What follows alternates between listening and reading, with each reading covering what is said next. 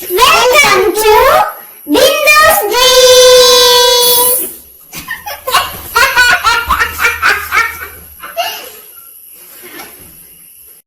കഴിഞ്ഞ ദിവസം summer fest കാണാനായിട്ട് നമ്മൾ തൊടുപുഴ പോയിട്ടുണ്ടായിരുന്നു. സമ്മറിൽ വന്ന ഫെസ്റ്റ് ആണെങ്കിലും പ്രതീക്ഷിക്കാതെ എത്തിയ മഴ കാരണം മണ്ണൊക്കെ ആകെ കുഴകുഴാന്ന് കുഴഞ്ഞ് ചെളിവെള്ളമൊക്കെ ആയിട്ടാണ് കിടന്നിരുന്നത്. അപ്പോൾ ഇതാ ഈ ഒരു സമ്മർ ഫെസ്റ്റ് നടക്കുന്നതിൻ്റെ ഇടത് സൈഡിലാണ് ടിക്കറ്റ് കൗണ്ടർ. അവിടെ നിന്നും നമ്മൾ ടിക്കറ്റ് 3 വാങ്ങിച്ചു. ഒരാൾക്ക് 100 രൂപ, 300 രൂപയ്ക്ക് ടിക്കറ്റൊക്കെ എടുത്ത് നമ്മൾ കയറി ചെന്നു. കയറി ചെല്ലുമ്പോൾ തന്നെ ഒരുപാട് രാജകൊട്ടാരങ്ങളുടെയൊക്കെ പിക്ചേഴ്സ് അവിടെ കാണാനായിട്ട് സാധിക്കും. അതുകൂടാതെ സമ്മർ ഫെസ്റ്റിൻ്റെ തന്നെ പരസ്യങ്ങളും നമുക്ക് അവിടെ കാണാനായിട്ട് സാധിച്ചിട്ടുണ്ടായിരുന്നു. അതിൽ കാണുന്ന നയാഗ്ര വെള്ളച്ചാട്ടവും മത്സ്യകന്യകയും ഒന്ന് കാണാമല്ലോ എന്ന് കരുതിയാണ് നമ്മളെത്തിയത്. എന്താണെങ്കിലും നമ്മൾ നേരിട്ട് മത്സ്യകന്യകയെ കാണാനും സാധിക്കില്ല, നയാഗ്രയിൽ പോകാനും സാധിക്കില്ല എന്നൊക്കെ വിചാരിക്കുന്നു.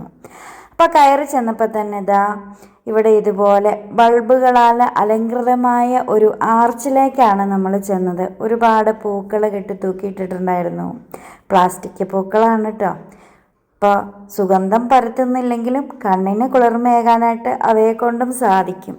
അപ്പം എല്ലാ ഗുണഗണങ്ങളും എല്ലാവർക്കും ഒത്തിണങ്ങിക്കൊള്ളണമെന്നൊന്നും ഇല്ലല്ലോ. നമ്മൾ ചെല്ലുമ്പോൾ അവിടെ ആട് കിടന്നിടത്ത് പൂടയില്ലായിരുന്നു. പക്ഷേ ഒരുപാട് ആളുകൾ നമ്മൾ കയറിയപ്പോഴത്തേക്കും ഒരുപാട് ആളുകൾ ആസ്വാദകരൊക്കെ എത്തിയിട്ടുണ്ടായിരുന്നു. നമ്മൾ അവിടെ നിന്ന് കുറച്ച് ഫോട്ടോസൊക്കെ എടുത്തു.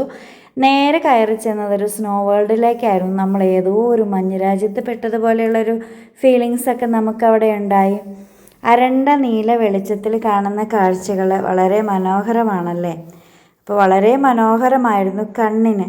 പക്ഷേ ക്യാമറയ്ക്ക് അത്ര പോരെന്ന് എനിക്ക് തോന്നിയത് കൊണ്ട് ഞാൻ ക്യാമറയുടെ ലൈറ്റ് ഓൺ ചെയ്തിട്ടാണ് ബാക്കി വീഡിയോയെല്ലാം എടുത്തത്.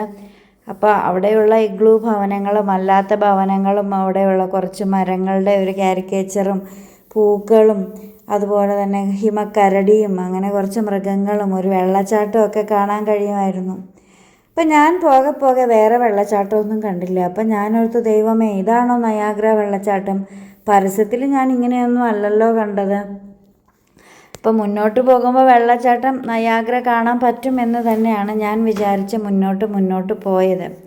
അപ്പോൾ പേരറിയാവുന്നതും അറിയാത്തതുമായ ഒരുപാട് മൃഗങ്ങളുടെ കാരിക്കേച്ചറുകളൊക്കെ നമുക്കവിടെ കാണാൻ കഴിയുമായിരുന്നു. കുറേ മരങ്ങളുടെ കാരിക്കേച്ചറുകൾ കാണാൻ കഴിയുമായിരുന്നു.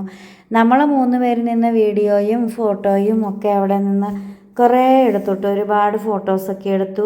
അതിൽ ക്യാമറ ആൻസോ കുട്ടനാണ് ക്യാമറമാനായിട്ട് കൈകാര്യമൊക്കെ ചെയ്തത്. അപ്പോൾ മുകളിൽ ആകാശവും താഴെ മഞ്ഞൊക്കെ ആയിട്ട് നമ്മൾ മറ്റേതോ രാജ്യത്ത് ചെന്ന ഒരു പ്രതീതിയൊക്കെ നൽകാനായിട്ട് ഇവർക്ക് കഴിഞ്ഞിട്ടുണ്ട്. എന്താണെങ്കിലും 100 രൂപയ്ക്ക് നമുക്ക് നഷ്ടമൊന്നും വന്നിട്ടുണ്ടായിരുന്നില്ല. ഇത്രയേറെ അതിമനോഹരമായിരുന്നു കാഴ്ചകളൊക്കെ. അപ്പോൾ അങ്ങനെ കാഴ്ചകളൊക്കെ കണ്ട് നമ്മളങ്ങനെ മുന്നോട്ട് നീങ്ങുവാണ്. അപ്പോൾ ആ പുറകിൽ കാണുന്ന സംഭവത്തിനൊക്കെ ഹായ് ഒക്കെ കൊടുത്തായിരുന്നു നമ്മൾ മുന്നോട്ടൊക്കെ പോയത്. അപ്പോൾ അവിടെ ഒരു വീടൊക്കെ കാണാനായിട്ട് കഴിയും. അപ്പോൾ എന്താണെങ്കിലും ഒത്തിരിയേറെ കഷ്ടപ്പെട്ടാണ് ഇതിവിടെ ഉണ്ടാക്കി വെച്ചിരിക്കുന്നത് എന്നുള്ള കാര്യം നമുക്ക് മനസ്സിലായി. അപ്പം ഒരു ദിവസം ആൾ കയറിയില്ലെങ്കിൽ അവർക്ക് അത്രയേറെ നഷ്ടം വരില്ലേ എന്നുള്ള കാര്യം കൂടി ചിന്തിച്ചിട്ടുണ്ടായിരുന്നു. കാരണം പ്രതീക്ഷിക്കാതെ വന്ന മഴയാണ്. ഇപ്പം മഴയും കാറ്റും ഇടിയും ഒക്കെ കൂടി ആകപ്പാടെ മൺസൂൺ നേരത്തെ എത്തിയോ എന്നങ്ങ് തോന്നിപ്പോകും കേട്ടോ. എന്താണേലും വേനൽക്കാല അവധി എന്നുള്ളത് മഴക്കാല അവധിയിലേക്ക് പതുക്കെ അങ്ങോട്ട് മാറിയിട്ടുണ്ട്. അപ്പോൾ ആൻസുകുട്ടൻ അവിടെയൊക്കെ വന്ന് ടച്ച് ചെയ്യുന്നുണ്ടായിരുന്നു. അപ്പോൾ പറഞ്ഞത് പാറക്കഷ്ണത്തിൻ്റെ ആണെന്ന്, പക്ഷേ സ്പോഞ്ച് പോലെയൊക്കെ ഇരിക്കുകയാണ്. അപ്പം തൊട്ട് നോക്കുമല്ല, കണ്ണുകൊണ്ട് കണ്ടുള്ള ആസ്വാദനമായിരിക്കും ഏറ്റവും ബെറ്റർ എന്ന് എനിക്ക് തോന്നി. അപ്പോൾ അരണ്ട ഒരു നീല വെളിച്ചത്തിലൊക്കെ മുന്നോട്ട് പോയാൽ കാണുന്ന ഒരുപാട് കാഴ്ചകളാണ് നമ്മൾ കാണുന്നത്. എന്താണ്, സിംഹത്തിനെ ആയിരിക്കാം ഉണ്ടാക്കി വെച്ചത്. പക്ഷെ നമ്മുടെ ബാസ്ക്യൂവിൻ്റെ ഒരു ഷേപ്പ് അതിനില്ലെന്നാണ് ആൻസൂട്ടൻ ചോദിക്കുന്നത്. അപ്പം എന്താണെന്നൊന്നും അറിയത്തില്ല. ഉണ്ടാക്കിയത് ഇപ്പം അതേപടിയൊക്കെ ആവണമെന്നൊന്നും ഇല്ലല്ലോ. ആർട്ടിഫിഷ്യലായ കാര്യങ്ങൾക്ക് അതിൻ്റേതായ ഒരു ഭംഗിക്കുറവുണ്ടാവില്ല. പക്ഷെ അതിൻ്റെ ഒരു പൂർണ്ണത കൈവരിക്കാനൊന്നും സാധിക്കില്ല. അങ്ങനെ നമ്മൾ മുന്നോട്ട് പോവുകയാണ്. മുന്നോട്ട് പോയപ്പോൾ ഒരു പെങ്കൊച്ച് അവിടെ വെള്ളത്തിൽ കിടക്കുന്നുണ്ടായിരുന്നു. ആ പെങ്കൊച്ച മത്സ്യകന്യകയുടെ വേഷമൊക്കെ ധരിച്ചിട്ടായിരുന്നു. പക്ഷേ ആസ്വാദനത്തെക്കാളേറെ അത് ഉയർന്നുയർന്നു പോയി വെള്ളത്തിൻ്റെ മുകളിലേക്ക് പോയി ശ്വാസം എടുക്കുന്നൊരു കാഴ്ച. ശ്വാസം അടക്കി പിടിച്ച് കാണാനൊക്കെ പറ്റിയെന്ന് പറയാം. കാരണം എനിക്ക് ഇത്തരമുള്ള കാഴ്ചകളൊക്കെ കാണുമ്പോഴത്തേക്ക് ഒരു കുറച്ച് സങ്കടമൊക്കെ വരും കേട്ടോ. കാരണം അവരും ജീവിക്കാൻ വേണ്ടിയിട്ട് കിടന്ന് കഷ്ടപ്പെടുന്നതാണല്ലോ. അതായത് 4 മണി മുതൽ 9 മണി വരെയാണ് ഇവിടെ ഓപ്പണിംഗ് ടൈമും. അത്രയും ടൈം ഇത് വെള്ളത്തിൽ കിടക്കണം അല്ലേ. ഭയങ്കര ബുദ്ധിമുട്ടായ കാര്യമാണ്. കാലുകളിങ്ങനെ കൂട്ടി വച്ചിരിക്കുകയാണ്. ആ ഒരു ഡ്രസ്സിനകത്ത് കാലുകളൊക്കെ കൂട്ടി വെച്ചല്ലേ കിടക്കുന്നത്. അതുകൊണ്ട് അപ്പം അത് കഴിഞ്ഞ് പിന്നെ വിൽപ്പനയ്ക്ക് വെച്ചിരിക്കുന്ന ഒരു സ്റ്റാളിലേക്കാണ് നമ്മൾ ഇറങ്ങിയത്. അപ്പോഴത്തേക്കും ഞാനങ്ങ് ഉറപ്പിച്ച് കഴിഞ്ഞിരുന്നു നയാഗ്ര വെള്ളച്ചാട്ടം മുൻപ് കണ്ടതായിരുന്നു എന്ന്. പക്ഷേ വരാനിരിക്കുന്ന ആ ഒരു മഹാത്ഭുതം കൺമുന്നിൽ ഉണ്ടാകില്ല എന്നാണ് വിചാരിച്ചത്. പൊതുവേ എല്ലാം ഇങ്ങനെയുള്ള വിൽപ്പനയ്ക്ക് വെച്ചിരിക്കുന്ന സ്റ്റാളുകളിലേക്ക് ഇറങ്ങിക്കഴിഞ്ഞാൽ പിന്നെ വേറെ കാഴ്ചകളൊന്നും ഉണ്ടാവില്ലായിരുന്നു. പക്ഷേ ഇവിടെ അങ്ങനെയല്ല. ഞാൻ ആകെ കൂടി നിന്നത് 2 കടകളിലായിരുന്നു. ഒന്ന് ആ ബുക്ക് വാങ്ങിയ കടകളിലായിരുന്നു. അവിടെ നിന്ന് 2 ബുക്ക് എടുത്തുവിട്ടു. ഹസ്തരേഖാശാസ്ത്രം മുതൽ പഴയകാല മിഠായികളും അതുപോലെ കട്ടിലും അലമാരയും വരെ വിൽക്കാനുള്ള സ്റ്റാളുകൾ അവിടെ ഉണ്ടായിരുന്നു. ഇപ്പോൾ 2ാമത്തെ കടയുടെ മുന്നിൽ നിന്നത് ആ പഴയകാല മിഠായികൾ വാങ്ങാനായിരുന്നു. ഒരുപാട് പഴയകാല മിഠായികൾ. അതേ രുചിയിലൊന്നും നമുക്ക് കിട്ടില്ലായിരുന്നു കേട്ടോ. പണ്ട് കഴിച്ചിരുന്ന രുചി എന്ന് പറയുമ്പം ഇപ്പം നാവിൽ പല തരത്തിലുള്ള രുചികൾ നാവിൽ പിടിച്ചു കഴിഞ്ഞപ്പോൾ പണ്ടത്തെ മിഠായിയുടെ രുചി അത്ര പോരാന്നൊക്കെ ഇപ്പം നമുക്ക് തോന്നാം. പക്ഷേ അന്നത്തെ കാലത്ത് ഇതൊക്കെ നമുക്ക് കിട്ടുന്നത് അൽഫാമിനും കുഴിമന്തിക്കും ഒക്കെ പകരമായിട്ടാണല്ലോ. അപ്പം ഇതിൻ്റെ രുചി ലെവലൊന്ന് വേറെ തന്നെ ആയിട്ടാണ് നമുക്ക് അന്ന് തോന്നിയിരുന്നത്. എന്താണെങ്കിലും ഞാനും ആൻസുകുട്ടനും ചേട്ടനും കൂടി കുറേ മിഠായികൾ വാങ്ങിയിട്ടുണ്ടായിരുന്നു. പണ്ട് 5 പൈസയ്ക്ക് 20 പൈസയ്ക്കും 10 പൈസയ്ക്കൊക്കെ വാങ്ങിയിട്ടുണ്ടായിരുന്നതിന് ഇന്ന് 50 രൂപയും 30 രൂപയും 20 രൂപയൊക്കെ ആയിട്ട് മാറിയിട്ടുണ്ടായിരുന്നു എന്ന് മാത്രം. കാലം പോയൊരു പോക്കെ. നാടോടിയപ്പോൾ നടുവേ ഓടിയ മിഠായികൾക്കും വില കൂടിയിട്ടുണ്ടായിരുന്നു. അപ്പോൾ ഞാൻ രുചിച്ച അല്ലെങ്കിൽ ചേട്ടൻ രുചിച്ച ആ രുചികളൊക്കെ ആൻസുകുട്ടനും ഒന്ന് രുചിക്കണം എന്നൊക്കെ തോന്നി. പണ്ടത്തെ ആ ഒരു രുചി നമ്മുടെ നാവിൽ തോന്നില്ലെങ്കിലും ചിലപ്പോൾ ആൻസുകുട്ടനെ പോലെയുള്ള കുട്ടികളുടെ നാവിൽ ആ ഒരു രുചി തോന്നിയെങ്കിലോ ഇതിൽ ചില മിഠായികളൊക്കെ ആൻസുകുട്ടനെ ഭയങ്കരമായിട്ട് അങ്ങ് ബോധിച്ചു. അപ്പം നമ്മൾ കുറേ വാങ്ങിയിട്ടുണ്ടായിരുന്നു. അതിൻ്റെ ഒരു ഷോർട്ട് വീഡിയോ നമ്മൾ ഇട്ടിട്ടുണ്ട് കേട്ടോ. അതുകൂടി കയറി കാണണം. ഏതൊക്കെ മിഠായിയാണ് നമ്മൾ വാങ്ങിയത് എന്നുള്ള കാര്യം കൂടി അതിനകത്ത് നമ്മൾ കാണിക്കുന്നുണ്ട്. അപ്പോൾ ഈ മിഠായികളൊക്കെ ഇപ്പോഴും ഉണ്ടാക്കാൻ അറിയാവുന്നവരുണ്ടോ എന്ന് പോലും തോന്നിപ്പോയി. അല്ലെങ്കിൽ ആ മിഠായി കവറുകളൊക്കെ ഇപ്പോൾ എവിടെയായിരിക്കും ഉണ്ടാക്കുക എന്നൊക്കെ തോന്നിപ്പോയിട്ടോ. അപ്പം അതിനു വേണ്ടി തന്നെയായിട്ട്. അപ്പം എന്താണെങ്കിലും ഇവർക്ക് കച്ചവടം അറിയാം. കാരണം ഇന്നത്തെ ചോക്ലേറ്റുകൾ കണ്ടാലും പഴയകാല മിഠായികൾ കണ്ടാലും ആ 80s 90s 70s ഒക്കെ പഴയകാല മിഠായികളിലേക്കൊന്ന് പോകൂലോ. അത് തങ്ങളുടെ 2K കുട്ടികൾക്ക് കൊടുക്കാനായിട്ട് ഈ 90s ഒന്ന് തോന്നൂലോ. അപ്പം അതൊക്കെയാണ് മക്കളെ കച്ചവടം. അപ്പം അതുമാത്രമൊന്നുമല്ല, അവിടെ ഹൽവ ഉണ്ടായിരുന്നു. പലതരത്തിലുള്ള മലബാർ മിഠായി പോലെയുള്ള പലതരത്തിലുള്ള എണ്ണയിൽ വറുത്ത് കോരിയെടുക്കുന്ന സംഭവങ്ങളൊക്കെ ഉണ്ടായിരുന്നു. പക്ഷെ നമ്മളെടുത്തതായി സിഗരറ്റ് മിഠായി, ജീരക മിഠായി, അതുപോലെ തന്നെ കമർക്കട്ട്, പൈസ മിഠായി, അങ്ങനെ കുറേ കാര്യങ്ങളൊക്കെയാണ് വാങ്ങിയത്. നമ്മളെന്താണെങ്കിലും 300 രൂപയ്ക്ക് തികച്ച മിഠായി വാങ്ങിയിട്ടുണ്ടായിരുന്നു കേട്ടോ. 300 രൂപ എന്നൊക്കെ പറയുമ്പോൾ നമ്മുടെ ആ ഒരു 90s കാലഘട്ടത്തിലൊക്കെ 3 ലക്ഷം രൂപയുടെയൊക്കെ വില വരൂല്ലേ. എന്താണെങ്കിലും അല്ലെങ്കിൽ ഒരു 30,000 രൂപയുടെ ഒരു അറ്റ്ലീസ്റ്റ് ഒരു 3000 രൂപയുടെ എങ്കിലും വില വരില്ലേ. അപ്പം എന്താണെങ്കിലും അത്രയും വാങ്ങി. പക്ഷേ ഇത്രയേറെ മിഠായികളുണ്ടായിരുന്നു കേട്ടോ. അപ്പോൾ അതിൽ എഴുതിയിരിക്കുന്നത് കാണുമ്പോൾ തന്നെ നമുക്കത് വാങ്ങാൻ തോന്നും. കൊല്ലം ഫ്രഷ് ചിക്കിയുടെയാണ് പഴയകാല മിഠായികൾ. പിന്നെ ഒരു കടയിൽ കൂടി നമ്മൾ കയറിയിട്ടുണ്ടായിരുന്നു. നട്ടു വെച്ചില്ലെങ്കിൽ പോലും വിത്ത് കണ്ടിട്ടുണ്ടെങ്കിൽ ഞാൻ വാങ്ങാറുണ്ട് കേട്ടോ. പക്ഷേ ഇത്തവണ നമ്മൾ എന്താണേലും നടും. കാരണം സമ്മർ അവധിയൊക്കെ വന്നിട്ടുണ്ട്. അവധി വന്നാൽ ഞങ്ങൾക്ക് ഓഫൊന്നും ഇല്ലെങ്കിൽ ഞാൻ 2 മാസത്തേക്ക് ലീവ് എടുത്ത് വീട്ടിലിരിക്കുകയാണ്. ആൻസുകുട്ടൻ്റെ കൂടെയും കുറച്ച് സമയമൊക്കെ നമുക്ക് സ്പെൻഡ് ചെയ്യണമല്ലോ അതിന് വേണ്ടിയിട്ട്. അപ്പം ആ സമയത്ത് ആൻസുകുട്ടനെയും കൂട്ടിയിട്ട് നമുക്ക് ഈ ചെടികളും ഈ പച്ചക്കറികളൊക്കെ നമുക്ക് നടണം. ഞാൻ പറഞ്ഞു ഓണക്കാലത്തേക്ക് നമുക്ക് 2 കൂട്ടം പച്ചക്കറിയെങ്കിലും നമ്മൾ നട്ടത് പറിച്ച് കറി വെക്കണം. ആൻസുകുട്ടാന്ന് പറഞ്ഞു അവൻ എനിക്ക് കട്ട സപ്പോർട്ട് തന്നിട്ടുണ്ട്. സത്യം പറഞ്ഞിട്ടുണ്ടെങ്കിൽ എനിക്ക് കാണുന്ന എല്ലാ വിത്തുകളും വാങ്ങണമെന്നുണ്ട്. പക്ഷെ എല്ലാ വിത്തുകളും വാങ്ങിയിട്ടും കാര്യമൊന്നുമില്ലല്ലോ.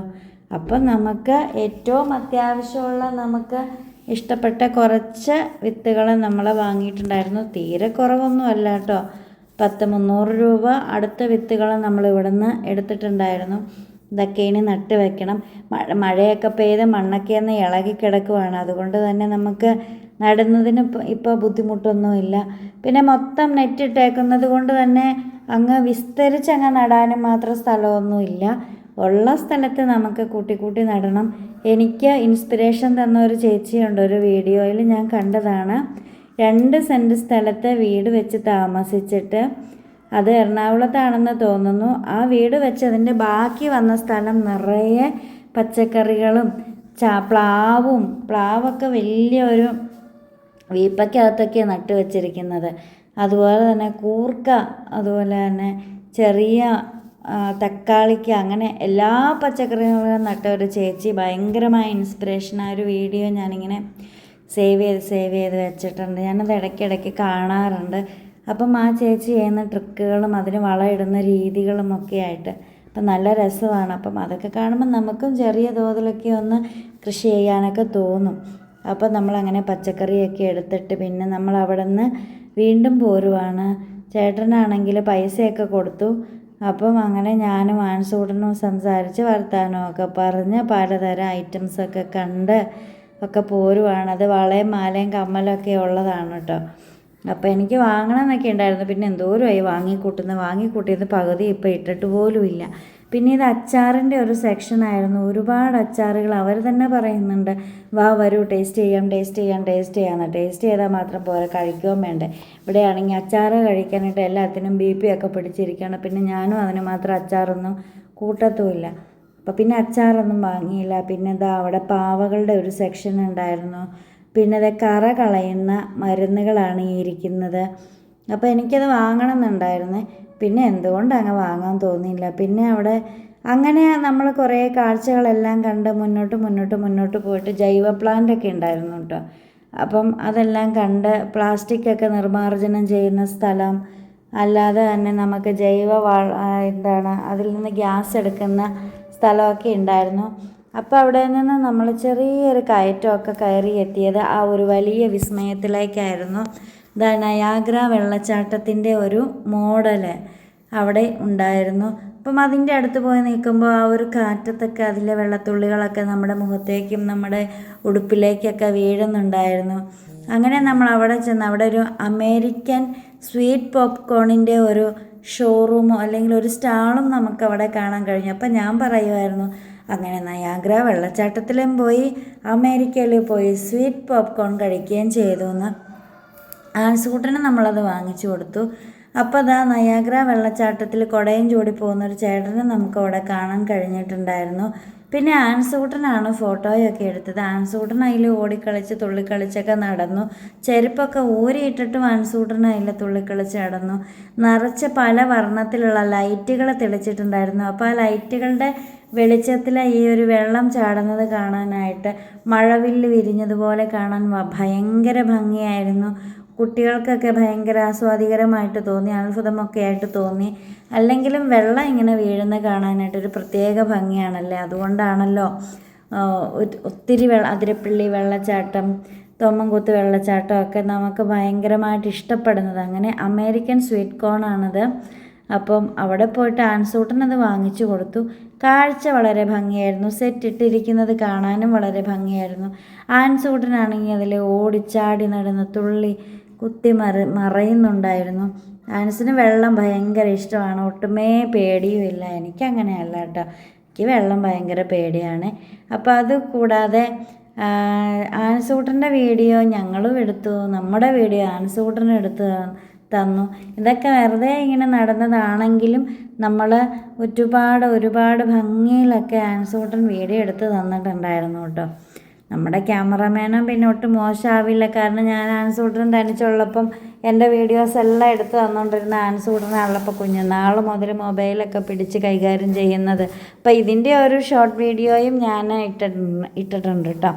ഇത് നമ്മൾ ഫോണ് നേരെ പിടിച്ചെടുത്ത വീഡിയോ ആയതുകൊണ്ടാണ്. അപ്പോൾ ആൻസൂട്ടൻ്റെത് ആ സ്വീറ്റ് കോൺ വാങ്ങിച്ചു കൊടുക്കുവാണ്. ചുമ്മാ സ്വീറ്റ് കോണൊന്നുമല്ല, അങ്ങ് അമേരിക്കയിൽ പോയിട്ട് അമേരിക്കയിൽ നിന്നുമുള്ള സ്വീറ്റ് കോണാണ് ആൻസൂട്ടന് നമ്മൾ വാങ്ങിച്ചു കൊടുത്തത്. ആൻസൂട്ടൻ തന്നെയാണ് കഴിച്ചത്. ഞാനിങ്ങനെയുള്ള ലൊടുക്ക് സാധനങ്ങളൊന്നും ഒന്നാമത്തെ കാര്യം കഴിക്കത്തില്ല. നമുക്കിഷ്ടമല്ലാത്ത കാര്യം കഴിച്ചാലും അത്ര ഒരു ഇത് തോന്നത്തില്ലല്ലോ. പിന്നെ അവിടെ ചെന്നപ്പോൾ നല്ല തണുപ്പായിരുന്നു. പ്രത്യേകിച്ചും ഈ ഒരു നയാഗ്ര വെള്ളച്ചാട്ടത്തിൻ്റെ ആ ഒരു കാറ്റിൽ നിന്നും വന്ന തണുപ്പും അതുമാത്രമല്ല നല്ല മഴയുണ്ടായിരുന്നു. അപ്പോൾ മഴയുടെ തണുപ്പ് ഞങ്ങൾ ചെല്ലുന്നതിന് തൊട്ട് മുൻപ് വരെ നല്ല മഴയായിരുന്നു. അത് കഴിഞ്ഞപ്പോഴത്തേക്കും മഴയൊക്കെ മാറി. അപ്പം ആ ഒരു തണുപ്പും കൂടി നല്ല തണുപ്പായിരുന്നു. അതുകൊണ്ട് തന്നെ നമ്മൾ ഐസ്ക്രീം കഴിച്ചില്ല എന്നാണ് ഞാൻ പറഞ്ഞു വന്നത് കേട്ടോ. പാൻസൂട്ടൻ കഴിച്ചപ്പോൾ വീഡിയോ പിടിച്ചപ്പോൾ ആൻസൂട്ടൻ അങ്ങ് ചിരി വന്നുപോയി. മാത്രമൊന്നുമല്ല, ആൻസൂട്ടനെ ചിരിപ്പിക്കാൻ മാത്രം എന്തൊക്കെയാണ് ഞാനും പറയുന്നുണ്ടായിരുന്നു. ഞാൻ പറഞ്ഞത് മറ്റൊന്നുമല്ല, നയാഗ്ര വെള്ളച്ചാട്ടവും കൊണ്ട് കാണിച്ചു. ഇത്ര ചെറുപ്പത്തിൽ തന്നെ അമേരിക്കയിൽ പോയി സ്വീറ്റ് കോണും വാങ്ങിച്ച് തന്നിട്ടുണ്ട്. അപ്പോൾ നീ വളരുമ്പം ഇതുപോലെ തന്നെ ഒറിജിനലായിട്ട് കൊണ്ടുപോയി ഇതൊക്കെ ഒന്ന് കാണിച്ച് തരണം എന്നൊക്കെ ചുമ്മാ അങ്ങ് പറയുകയാണ് കേട്ടോ. ഒരു രസം അല്ലാണ്ട് എന്താ അല്ലേ. അപ്പോൾ കോളേജിൽ നിന്നും വന്നിട്ട് നേരെ ഇങ്ങോട്ട് പോരുക ചെയ്തത്. നമ്മൾ സത്യം പറഞ്ഞ സമ്മർ ഫെസ്റ്റ് കാണാനായിട്ട് വന്നതല്ല, നമുക്ക് കോഴിക്ക് നെറ്റ് ഇടാൻ വേണ്ടിയിട്ട് നെറ്റ് തികഞ്ഞില്ല. അപ്പോൾ നെറ്റ് വാങ്ങാൻ കൂടി വന്നതാണ്. അങ്ങനെ വന്നു കഴിഞ്ഞപ്പോഴെന്നാൽ പിന്നെ സമ്മർ ഫെസ്റ്റ് കൂടി നമുക്ക് കണ്ടിട്ട് പോകാമെന്ന് കരുതി വന്നതാണ്. പിന്നെ അവിടെ എല്ലാ ലോകാത്ഭുതങ്ങളുടെ എല്ലാ ഫോട്ടോസും കാര്യങ്ങളൊക്കെ ഉണ്ടായിരുന്നു. അവിടെ നിന്ന് നമ്മൾ നേരെ ഇറങ്ങിയത് ഇതുപോലുള്ള ഒരു സ്ഥലത്തേക്കായിരുന്നു കേട്ടോ.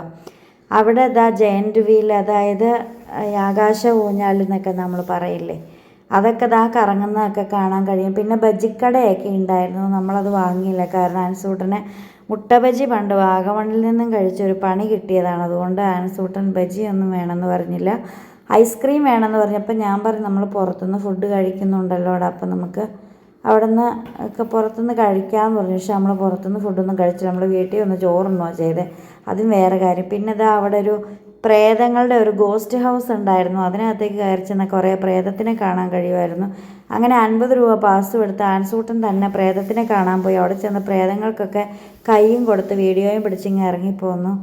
അപ്പോൾ ജയൻവീലിലൊന്നും ആളില്ലായിരുന്നു. ആകെപ്പാടെ 2 ചേട്ടന്മാരുണ്ടായിരുന്നു. ഒരാൾ ഇപ്പുറത്തും ഒരാൾ അപ്പുറത്തും ഇരുന്ന് കറങ്ങുന്നുണ്ടായിരുന്നു. അപ്പോൾ ഈ മഴ കാരണമാണ് കേട്ടോ സത്യത്തിൽ സങ്കടം തോന്നി. കാരണം ഇവർക്ക് എന്താണ് നഷ്ടം, എന്താണ് ലാഭം എന്നൊന്നും നമുക്കറിയില്ല. കാരണം വലിയ പാസും കാര്യങ്ങളൊന്നുമില്ല. ഒരെണ്ണത്തിൽ കയറാൻ 50 രൂപയൊക്കെ ഉള്ളൂ. സാധാരണ വരുമ്പോൾ ഒക്കെ 200, 250 രൂപയൊക്കെയാണ് വരാറുള്ളത്. അപ്പം ഇത്രയേ ഉള്ളൂ നമ്മുടെ വീഡിയോസ്. അപ്പോൾ കാഴ്ചകളൊക്കെ കണ്ട് നമ്മൾ നേരെ വീട്ടിലേക്ക് അങ്ങ് മടങ്ങുകയാണ് ചെയ്തത്. അപ്പം വീഡിയോ ഇഷ്ടപ്പെട്ടാൽ ലൈക്ക് ചെയ്യണം, കമൻറ്റ് ചെയ്യണം, ഷെയർ ചെയ്യണം, സബ്സ്ക്രൈബ് ചെയ്യണം. അപ്പോൾ ഇതുപോലെ ആസ്വദിക്കാൻ പറ്റുന്നതൊക്കെ കണ്ടാൽ ആസ്വദിക്കണം. ജീവിതം ഒന്നേ ഉള്ളൂ, ആസ്വാദനമാണ് മുഖ്യം. കാരണം നമുക്ക് നമ്മളേ ഉള്ളൂ, നമ്മളെ സന്തോഷിപ്പിക്കാനും നമ്മളെ സങ്കടപ്പെടുത്താനും നമ്മളേ ഉള്ളൂ. അപ്പോൾ വീണ്ടും പുതിയ വിശേഷം പുതുത്ത വീഡിയോ ഒക്കെ ആയിട്ട് വീണ്ടും വരാം. ബൈ.